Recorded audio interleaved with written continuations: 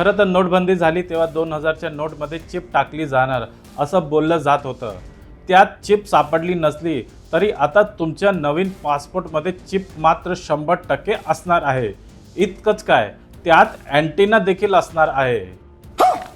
घाबरू नका, हा तुमच्या घरातील डिश टीव्हीचा अँटेना नाही.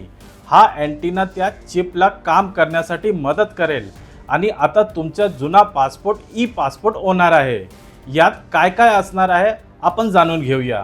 नमस्कार, मी अब्बास सय्यद आणि आपण पाहत आहोत टाइम्स नाव मराठी.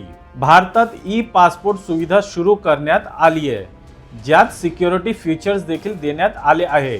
ई पासपोर्ट म्हणजे आता पासपोर्ट ज्यामध्ये कागदाचा भाग आणि इलेक्ट्रॉनिक चिप दोन्ही इम्बेड असेल.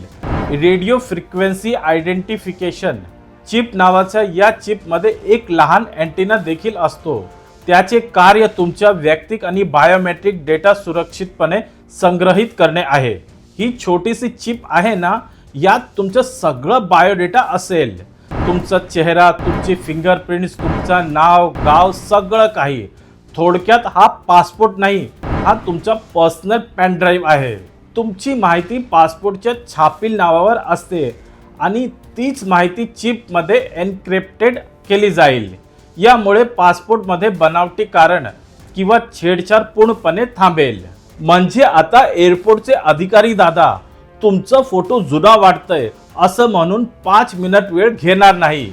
त्यांनी मशीनवर पासपोर्ट ठेवला की क्षणात त्याचा कम्प्युटर बोलेल, वेलकम सर. क्या बात है सर, क्या बात है सर. इंटरलॉकिंग मायक्रो लेटर आणि रिफिल टिंटमुळे हा पासपोर्ट अद्वितीय बनेल. पासपोर्टच्या लेआउटमध्ये इंटरलॉकिंग मायक्रो लेटर असतील, त्यावर इंडिया पासपोर्ट असं लिहिलेलं असेल. आपला पासपोर्ट आता अमेरिका, युरोपच्या पासपोर्ट एवढा हाय क्लास दिसेल. थोडक्यात आपला स्वॅग वाढणार. माहिती आवडली असेल तर लाईक ठोका, शेअर करा आणि कमेंट करा.